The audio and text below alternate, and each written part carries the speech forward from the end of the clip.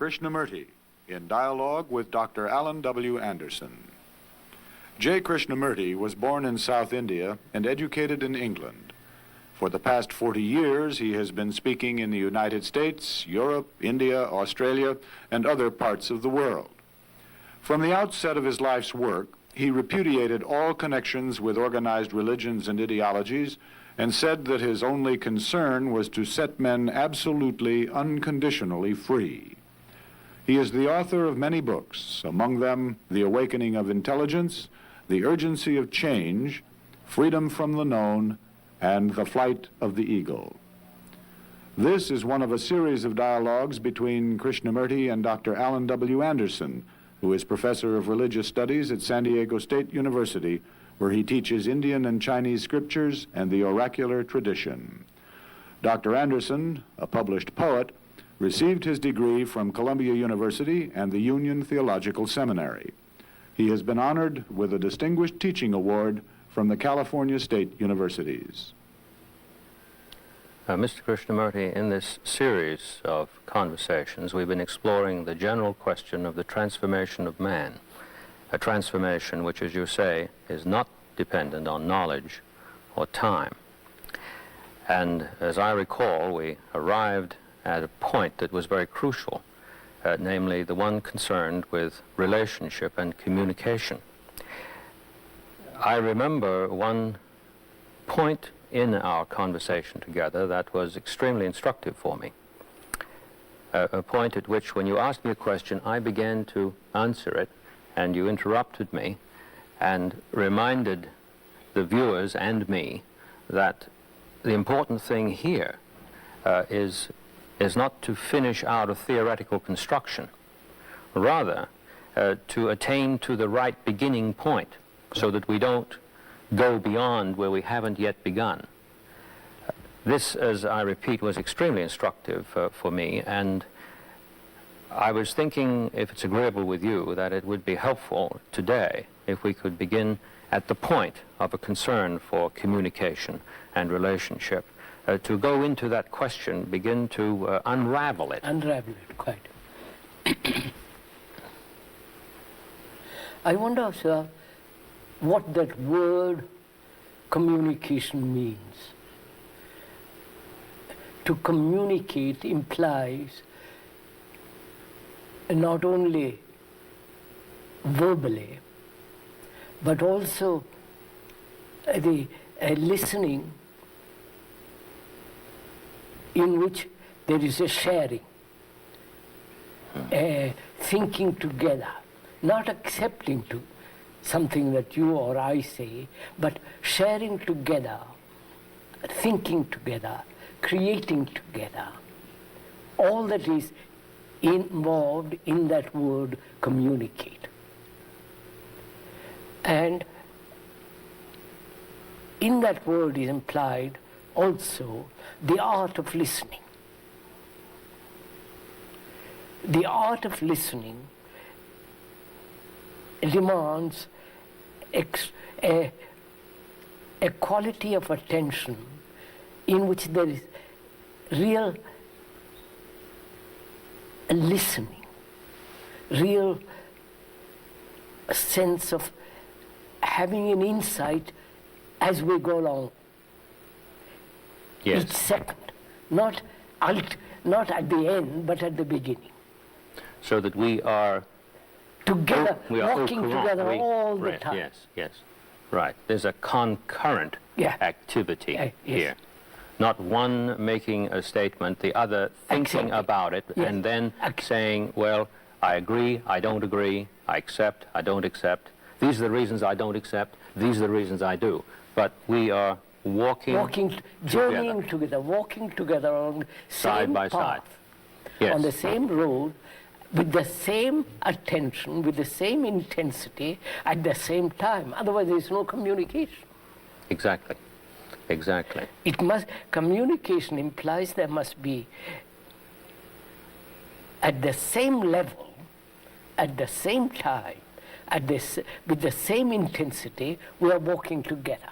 We are thinking together. We are observing together, sharing together. Would you say that this requires an activity that underlies the speaking together, or does one come to the activity after one has started to speak together? No, sir. Well, we're now saying what is the art of listening, aren't we? Yes. The art of listening implies, doesn't it, that there is not only the verbal understanding between you and me, because we're both speaking English. Yes. And we know the meaning of each word, more or less. And at the same time, we are sharing the problem together. Sharing the issue together. Because, as you said, it's a matter of life and death. Absolutely. That's it. If you and I are both serious, we are sharing the thing. So, in communication, there is not only a verbal communication, but there is a non-verbal communication. Which comes into being, or which happens when one has the art of really listening to somebody, in which there is no acceptance, no denial, or comparison or judgment, just the act of listening. I wonder whether I'm on the right track here. If I suggest that there's a relation that's very deep here between communication and what we call in English communion. Communion, yes. So that if we are in communion, our chance of communicating becomes simpler. Right. Now, to be in communion with each other, both of us must be serious about the same problem. At the same time, with the same passion. Otherwise, there is no communication. Exactly. If you are not interested in what is being said, well, you will think of something else and communication stops. So, there is a verbal communication and a non-verbal communication. They're both operating at the same time. One doesn't precede the other or follow upon the other. It is, yes, yeah. They move together. Which means that each of us, being serious, give our attention completely to the issue. That act of seriousness that takes place then requires the utmost devoted attention. So, but yes. A man who is really serious lives. Not the man who is flippant or merely wanting to be entertained. He doesn't live. The general notion of being serious about something generally suggests either undergoing some pain about something, or I'm serious about something in order to get something else. These two things, as a rule, are what persons imagine by seriousness. As a matter of fact, we often hear this expression, "Don't look so serious." Yes. Don't we? Yes. It's as though we fear something about the serious. So, look, as we said yesterday, the world is in a mess. Yes. And it's my responsibility, living in this world as a human being who has created this mess, it's my responsibility to be serious in the resolution of this problem. I'm serious. It doesn't mean I'm long-faced, I'm miserable, unhappy, or I want something out of it. It has got to be solved. It's like going, if one has a cancer, one is serious about it. You don't play around with it. Action in relation to this seriousness, then, is instantaneous. Obviously. Yes. This raises not an additional question. I don't mean to go beyond where we haven't begun in that sense. But time assumes for the serious person something very different for his undergoing than it would seem to be for the unserious person. One wouldn't have then the feeling of something being dragged out, or as we say in English, time that has to be put in. Put in, quite. As a matter of fact, one in this concurrent communication, in which communion is abidingly present, time as such would not in any way oppress. No, sir. No, sir. Am I... Quite right. But you see, sir, I'm trying to see what it means to be serious. The intent, the urge, the feeling of total responsibility, the feeling of action, the doing, not I will do. All that is implied in that word seriousness. At least I put all those things into that word. Could we look for a moment at one of them that, yes, that you put into them, responsibility, able to be responsive. That's right, to respond adequately. Yes, to respond adequately. To any challenge.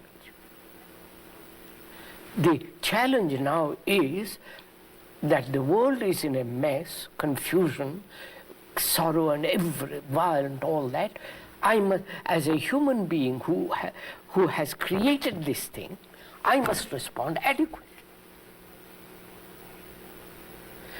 The adequacy depends on my seriousness in that sense, on my observation of the chaos, and responding not according to my prejudices, my inclination or tendencies or pleasures or fears, but responding to the problem, not according to my translation of the problem. Yes, I'm just thinking, as you're speaking, about how difficult it is to communicate this to the person who is thinking that the way adequately to respond to this chaos is to have a plan for it, which one superimposes on it. So that's exactly what we assume. Yeah, exactly. And if the plan doesn't work out, we blame ourselves. Or and we change say, the plan. Or we change the plan. Yes. But we don't respond to the challenge. No. We respond according to our conclusion about the problem. Exactly. Therefore, it means really, sir, if we can explore it a little more, the observer is the observed. Therefore, the change, if it comes, is total, yes, that's not right. partial. Yes. One is no longer outside what he is operating upon. That's right. And what he is operating upon is not outside himself. Because, as we said yesterday, it's very interesting if you go into it rather deeply. The world is me, I am the world. That's not an intellectual or emotional, but a fact. Now, when I approach the problem, the chaos, the misery, the suffering, the violence, all that, I approach it with my conclusions, with my fears, with my despairs. I don't look at the problem. Well, would you think it possible to put it this way, that one doesn't make room for the problem? Yes, yes, put it in a way. Would that be all right? Yes. So let's look at this.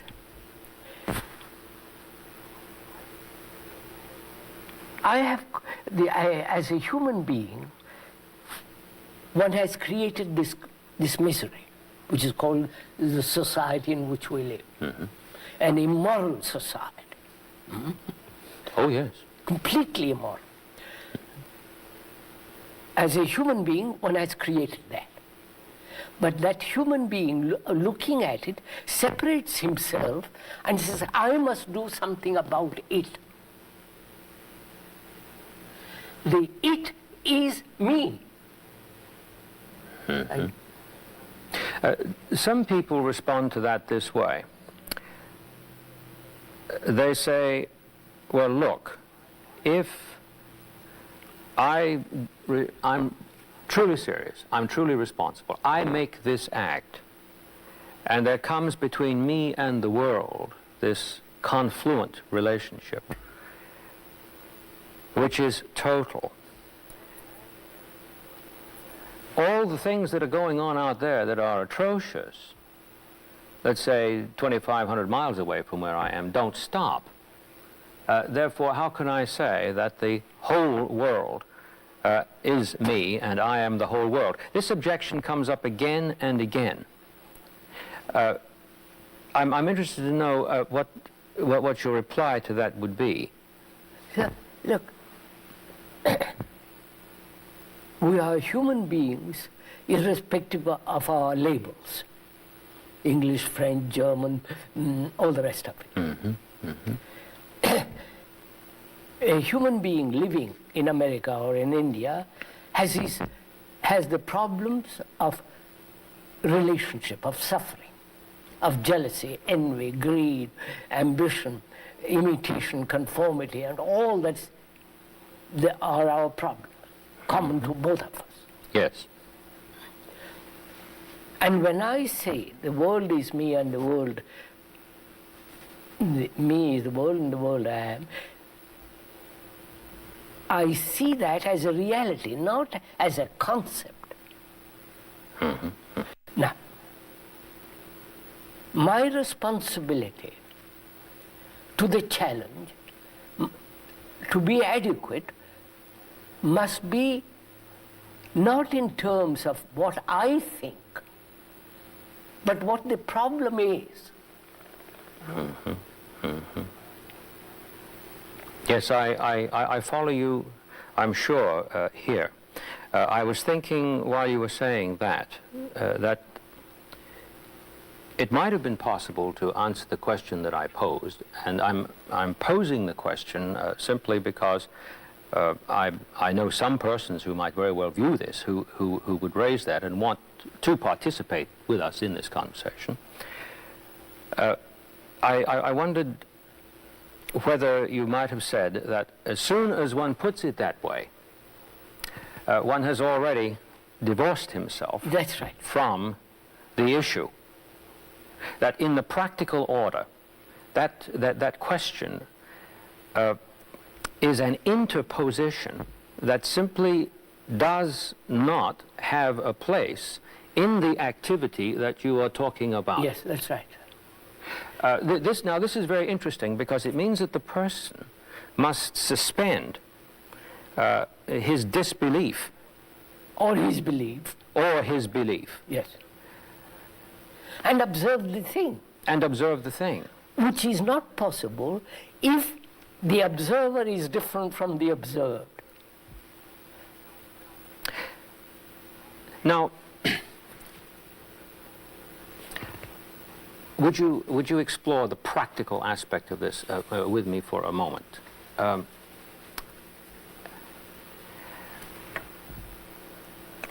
People will say, who up to this point are listening, it would seem,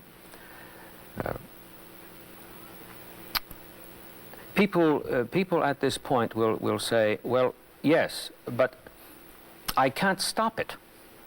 I think I have an intuition of what you mean, they'll say.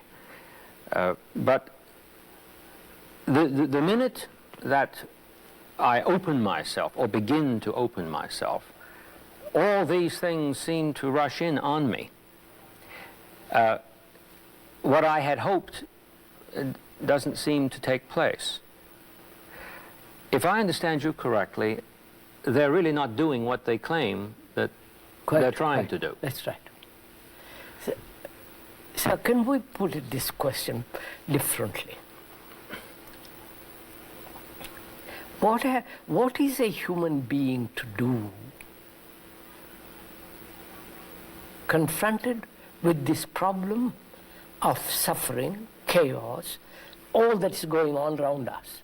Mm-hmm. Yes. What is he to do?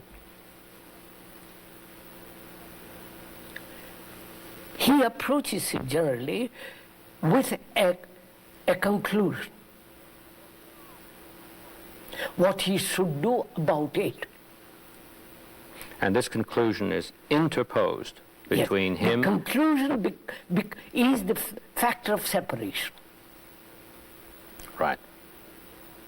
Now, can he observe the fact of this confusion without any conclusions, without any planning, without any predetermined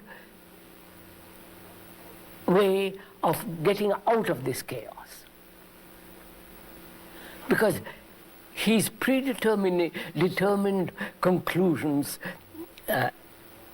ideas and so on are all derived from the past. And the past is trying to resolve the problem. Yes, yes. And therefore he is translating it and acting according to his previous conclusions, whereas the fact demands that you look at it. The fact demands that you observe it, that you listen to it. The fact itself will have the answer. You don't have to bring the answer to it. I wonder if I'm making myself clear. Yes, I'm listening very, very hard. I really am. I'm afraid if I'm not going beyond where I haven't yet begun, the next question that would naturally arise here, or perhaps you might feel when I raise the question that it's the wrong question, but can one communicate in the sense that we have been unraveling this? One says, I don't know. It doesn't seem to me that I've done this. One says, I haven't done this yet. I can recognize all the things that have been described that are terrible. I don't recognize all the things that appear to be promised without suggesting that I am imagining them or projecting them out there. Clearly, if there's to be a change, it has to be a change that's altogether radical. Yeah. Now, I must start. So what do I do? There are two things involved, aren't there? First, I must learn from the problem, which means I must have a mind that has a quality of humility. It doesn't come to it says, I know all about it. What he knows is merely explanations, rational or irrational. He comes to the problem with rational or irrational solutions. Therefore, he is not learning from the problem. The problem will reveal an infinite lot of things if I'm capable of looking at it and learning about it. And for that I must have a sense of humility. I'm saying, I don't know. This is a tremendous problem. Let me look at it. Let me learn about it. Not I come to it with my conclusions. Therefore, I've stopped learning about the problem. Are you suggesting that this act is a waiting on the problem to reveal itself? That's right. Therefore, I must be capable of looking at it. I cannot look at it if I come to it with ideas, with ideations, with meditations of all very kind and conclusion. I must come to it and say, look, what is it? Not learn, I must learn from it, not learn according to some professor, some psychologist, some philosopher. Mm-hmm.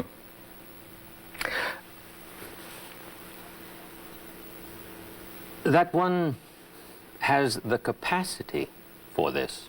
Some persons would suggest. I don't even know. Sir, we are so vain.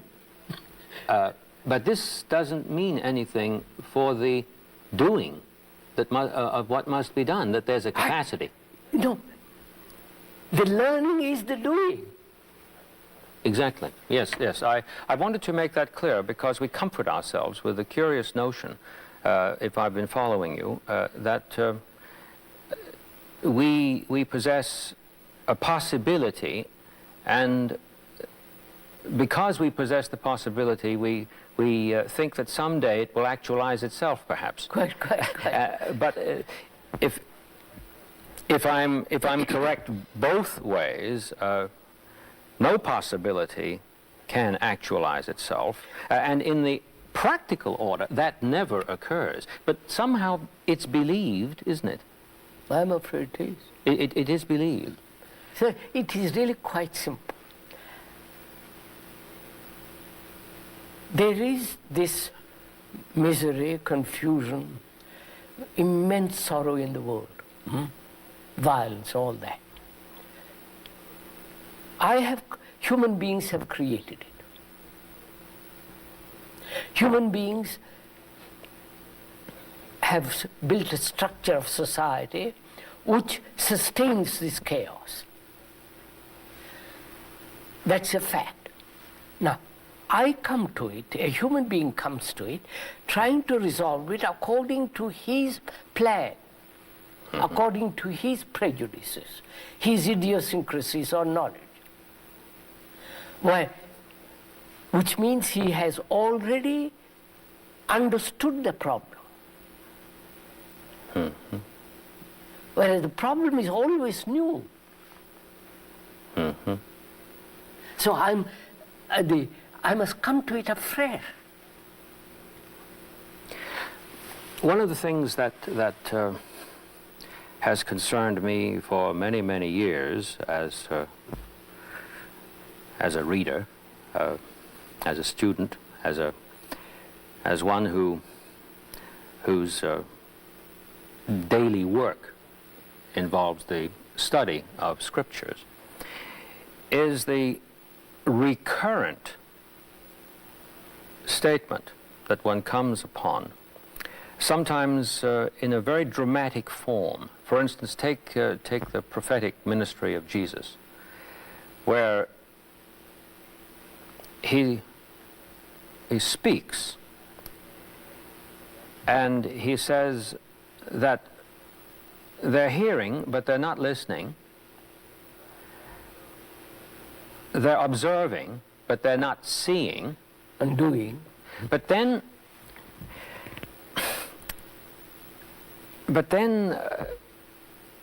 it seems that he doesn't say, in order to attain to that, do this. No, the closest he comes to it is through the analogy with the child. To have faith as a little child. Now, I don't want to talk about words here because that would be disastrous. I realize that. What's meant by faith here is not something that perhaps would be profitable to go into. But the analogy with the child suggests that the child is doing something that is lost somewhere along the way in some respect.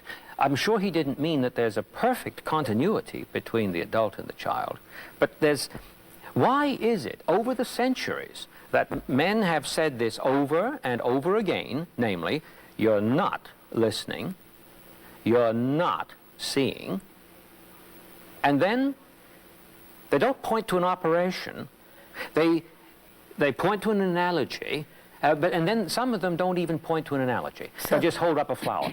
So, look, we live on words. Mm-hmm. Most people live on words. They don't go beyond the word. And what we are talking about is not only the word, the meaning of the word, the communication that exists in using words, but the non-verbal communication which is having an insight. That's what we're talking about all the time so far. Yes. That is, the mind can only have an insight if it is capable of listening. Mm-hmm. And you do listen when the crisis is right at your doorstep. Now, I think I'm at a point here that is solid. Yeah. Solid. Is it that we don't allow ourselves access to the crisis? That's all that's there continuously. It isn't a crisis that's episodic. No, the crisis is always there. It is right. Well, we're doing something to shut ourselves off from it, aren't we? Or we don't know how to meet it. We don't know, either we avoid it, or we don't know how to meet it, or we are indifferent. We have become so callous. Mm-hmm. Mm-hmm. All these three are involved in not facing the crisis. Mm-hmm. Because I'm frightened. One is frightened. One says, my Lord, I don't know how to deal with it. Someone goes off to an analyst or to a priest or picks up a book to see how it can be translated. He becomes irresponsible.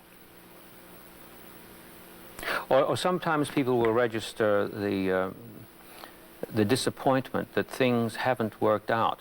So why try something new? Yeah, of course. And this would be a buffer. Yeah. Yes. That's what I mean. Avoidance of there's so many ways to avoid.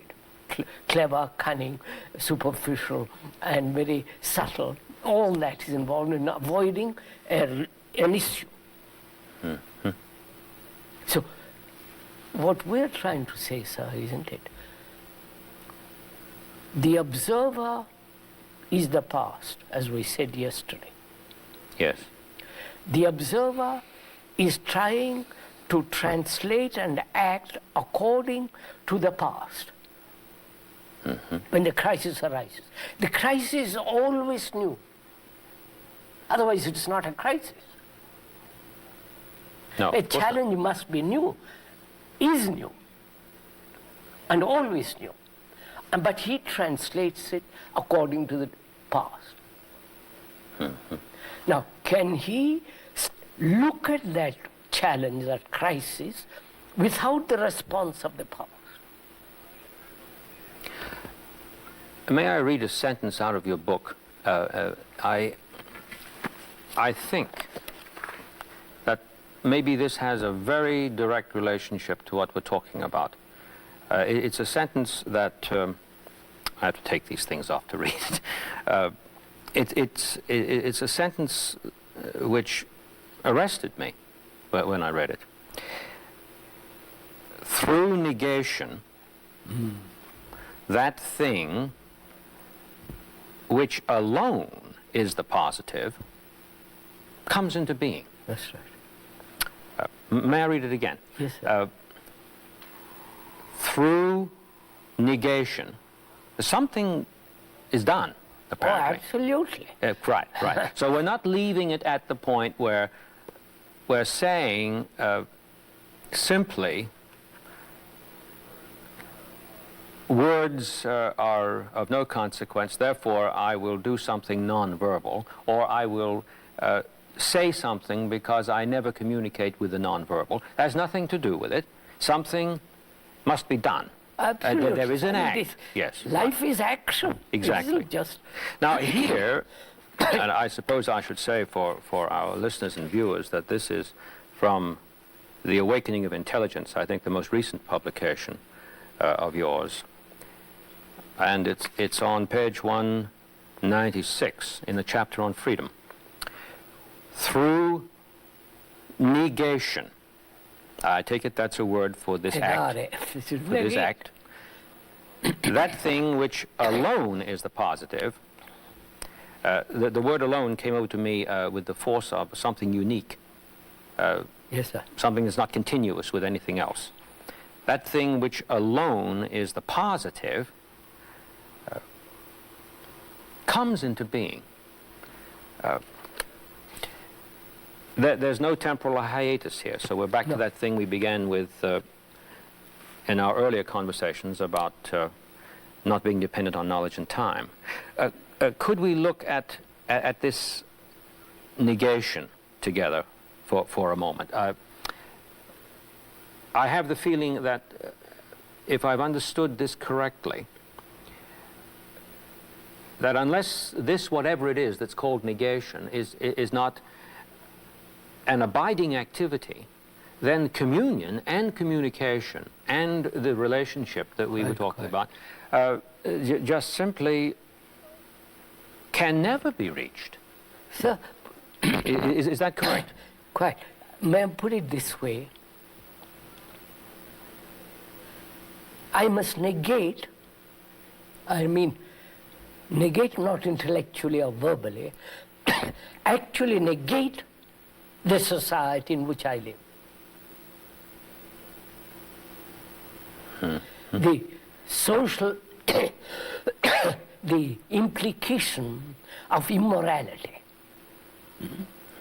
which exists in society, which is on which society is built, I must negate totally that immorality.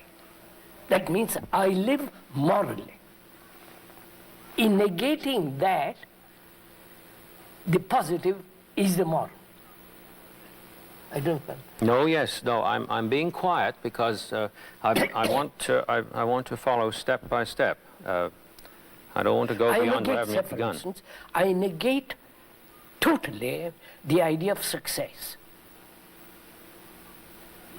Yes, yes. I negate totally the idea. Totally.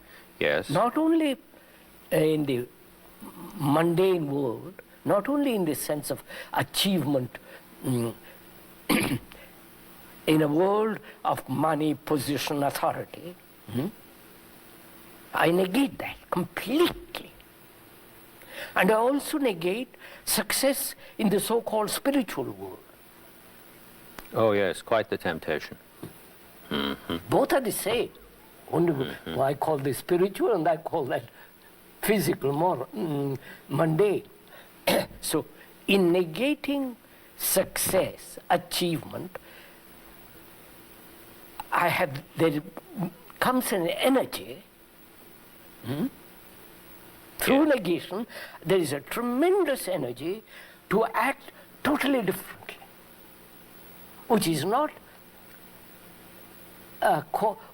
in the field of success, in the field of imitation, conformity, and all that. So, through negation, the actual negation, not just ideal negation, through actual negation, that of that which is immoral, morality comes into being. which is altogether different from trying to be moral. And that's of course. Trying to be moral is immoral. Yes. May I try to go into this another step? Yes. At least it would be a step for me. There's something that I intuit here as a double aspect to this negation. I'd like very much to see whether this is concurrent with your own feeling about this. I was going to say statement, and I stopped myself.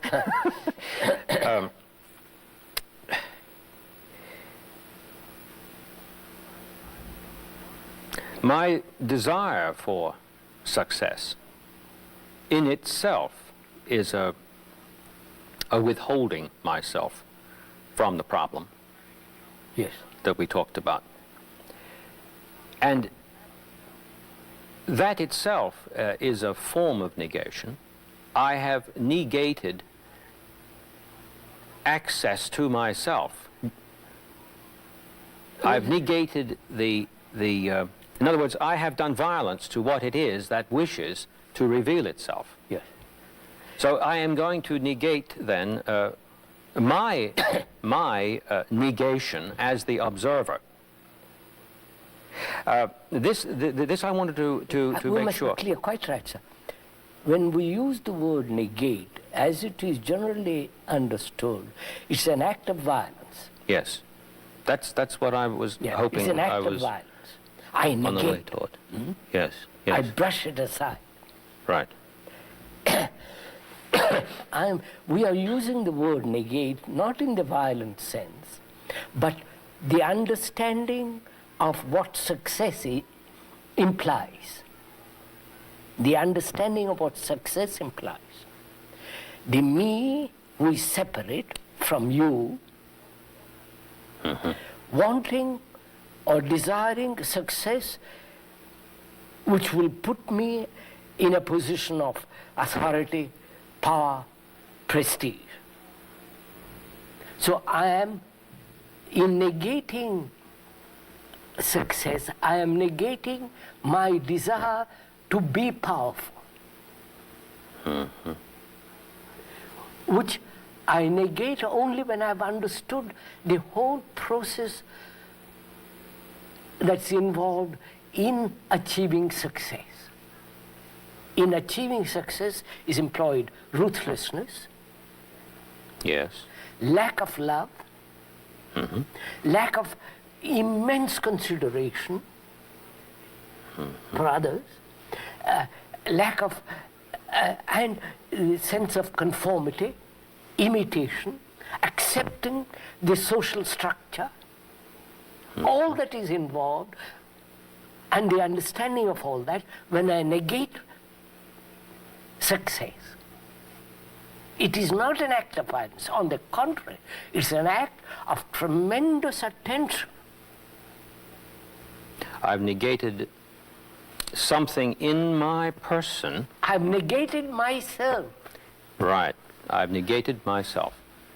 The me, which is separate from you. Exactly. And therefore I've negated violence which comes about when there is separation. Would you use the term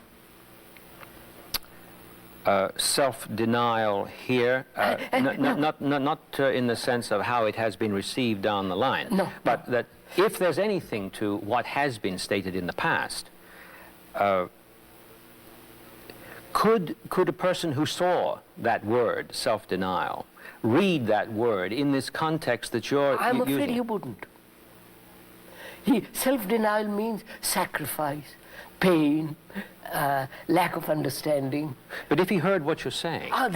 Then why use another word when you have understood this thing? Well, maybe he'd want to communicate with someone. I would say, but change the word so that we both understand the meaning of self-denial.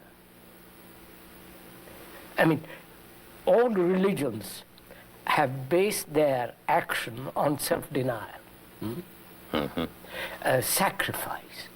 Deny your desire, deny your looking at a woman, or deny riches, take a vow to poverty, you know, all the vow of poverty, vow of celibacy and so on. All those are all a kind of punishment. A distorting of a clear perception. If I see something clearly, the action is immediate.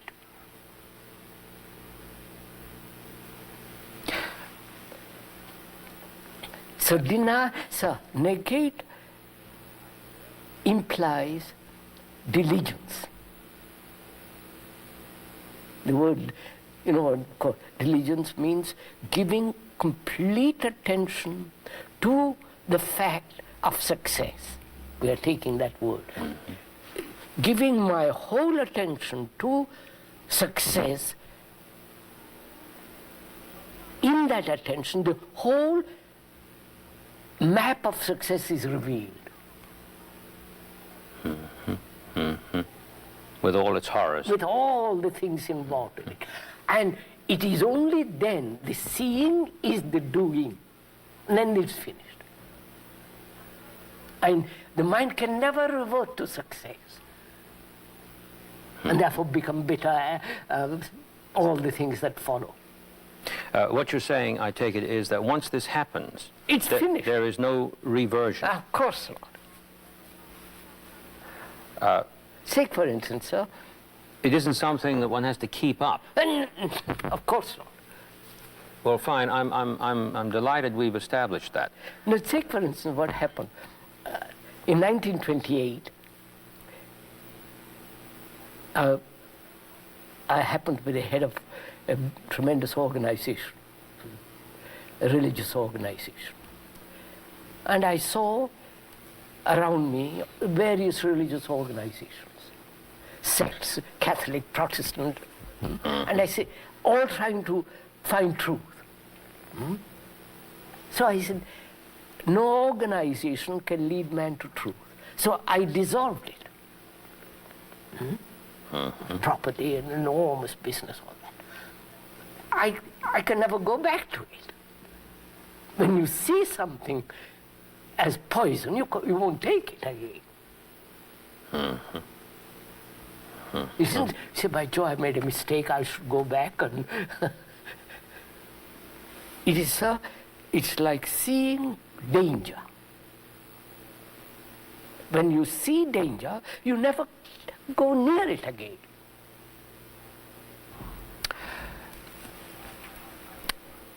I hope I won't annoy you by talking about words here again. But you know, so many of the things that you say cast a light on common terms which, for me at least, illuminate them. They sound altogether different from the way they used to be heard. For instance, we say in English, don't we, practice makes perfect. Now, obviously, this this can't be the case if we mean by practice that we're repeating something. Yeah. But if we mean by practice the Greek praxis, which is concerned directly with act, not repetition, but with act. Yes, sir. Then to say it makes perfect doesn't refer to time at all. It's that upon the instant the act is performed, perfection is. Now, I'm sorry, but I use the word instant again, and I understand why that's awkward. But I think in our communication,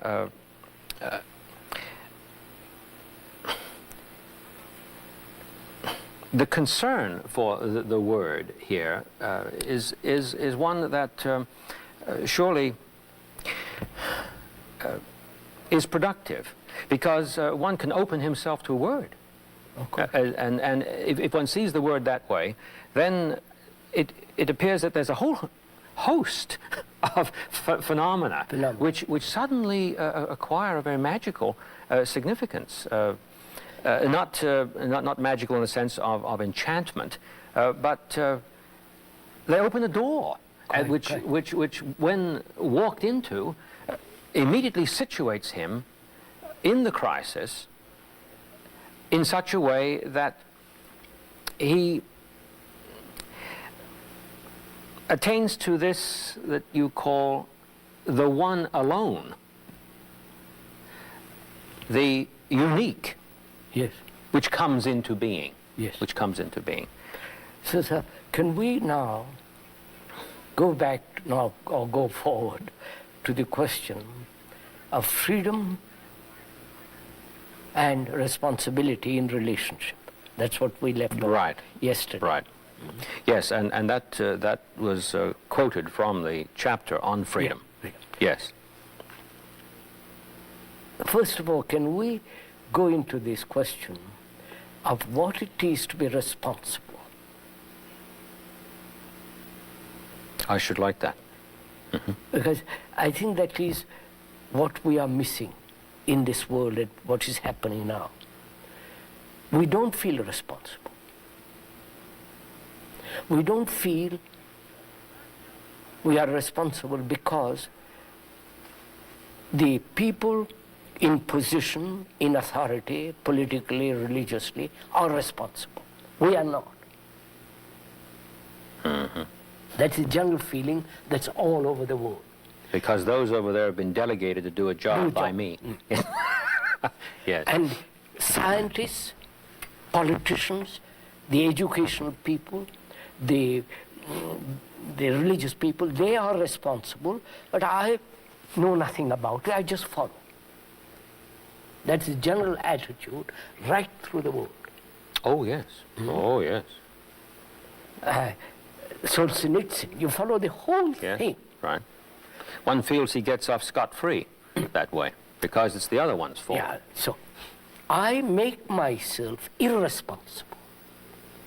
Mm-hmm. By delegating responsibility to you, I become irresponsible. Mm-hmm. Whereas now we are saying, nobody is responsible except you. Mm-hmm. Because you are the world, and the world is you. You have created this mess, you alone can bring about clarity. Therefore you are totally, utterly, completely responsible, and nobody else. Mm-hmm. Now, that means you have to be a light to yourself. Not the light of a professor or an analyst or a psychologist or the light of Jesus or the light of the Buddha. You have to be a light to yourself in a world that is utterly becoming dark. Mm-hmm. That means you have to be responsible. Now, what does that word mean? It means really to respond totally, adequately to every challenge.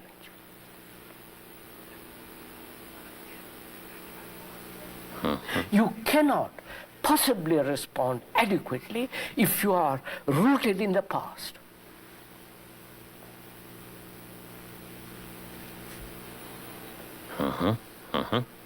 Because the challenge is new. Otherwise it's not a challenge. A crisis is new. Otherwise it's not a crisis. So if I respond to a crisis in terms of a preconceived plan, which the communists are doing, or the Catholics or the Protestants and so on, then they are not responding totally and adequately to the challenge.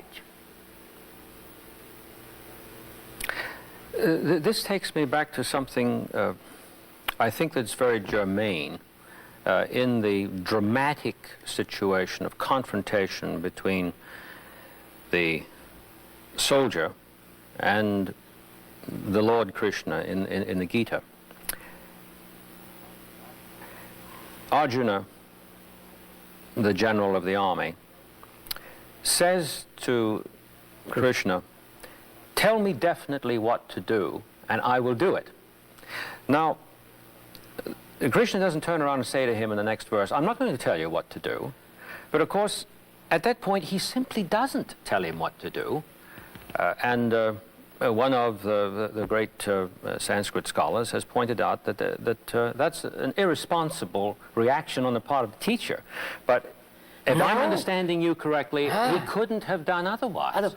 Yeah. When that man put that question, he is putting a question out of irresponsibility. Of course, a refusal to be responsible. Exactly, a refusal to be responsible. That's why, sir.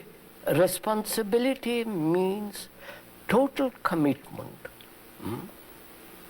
Total commitment. Total commitment to the challenge. Responding adequately, completely to a crisis. That the word responsibility means that. To respond. I cannot respond completely if I'm frightened. Or I cannot respond completely if I'm seeking pleasure. I cannot respond totally if my action is routine, is repetitive, is traditional, is conditioned. So to respond adequately to a challenge means the me, which is the past, must end. And at this point, Arjuna just wants it continued right down the line. That's what everybody wants. Huh? Politically, look what is happening in this country and elsewhere. We don't feel responsible. We don't feel responsible to how we bring our children up. I understand. I really do, I think. In our next conversation, I'd really like to continue this in terms of the phrase that we sometimes use, being responsible for my action. But that doesn't seem to be saying exactly what you're saying at all. As a matter of fact, it seems to be quite wide of the mark. Quite Good. Let's do that.